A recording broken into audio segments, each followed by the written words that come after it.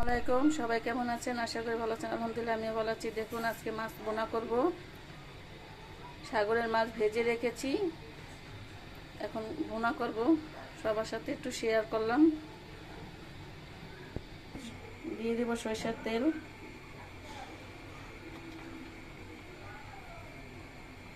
দিয়ে দিব পেঁয়াজ, কেটে রাখা পেঁয়াজ,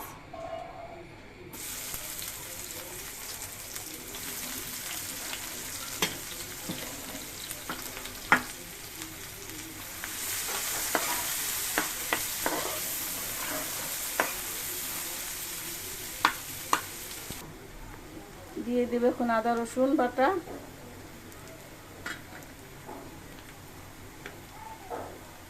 হলুদের গুঁড়া,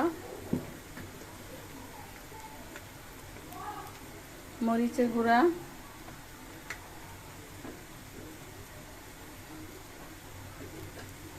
দিয়ে দেব অল্প একটু পানি,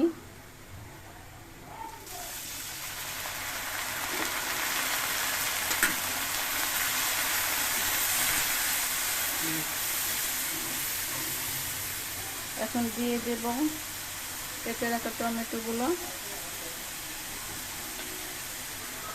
কাঁচামরিচ, ভালো করে মশলাটা কষিয়ে নেই।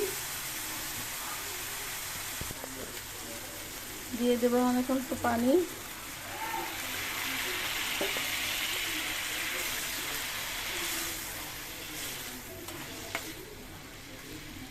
এখন মাছগুলো দিয়ে দেব।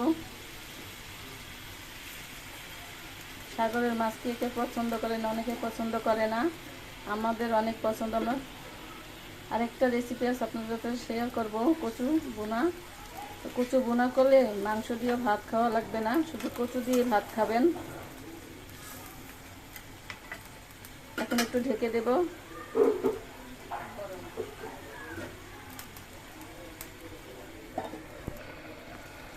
দেখুন তরকারিটা কি সুন্দর হয়েছে, কালারটা কি সুন্দর, দেখলে মনে হয় এখনই খেয়ে ফেলি। এখন নামিয়ে ফেলবো।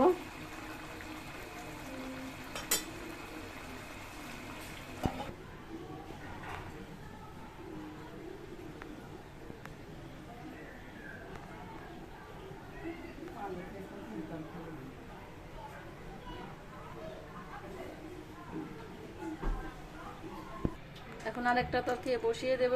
এই কচুগুলো সিদ্ধ করে আমি ভেজে রেখেছি, এখন এগুলো ভুনা করব। দেখতে থাকুন রেসিপিটা। এখন দিয়ে দেব সরিষার তেল,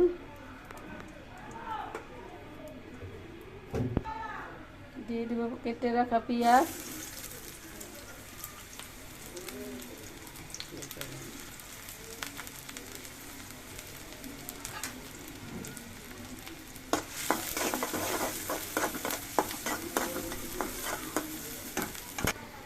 এখন দিয়ে দেব হলুদ,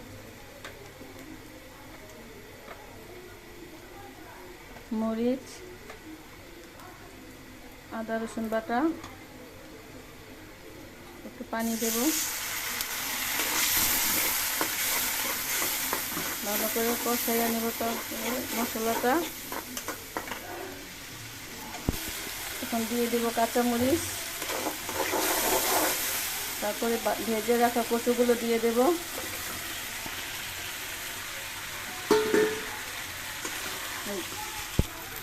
কচুগুলো কষানো হয়ে গেছে, এখন একটু পানি দিয়ে দেব।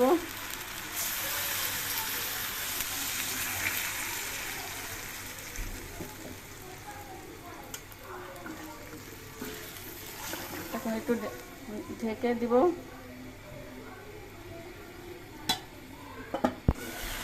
কচু ভুনাগুলো হয়ে গেছে, এখন একটু জিরা ফাঁকি দিয়ে তরকারিটা নামিয়ে ফেলবো।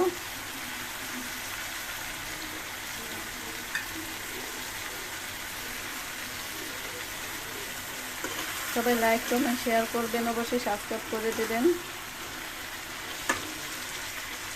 এখন নামিয়ে ফেলবো।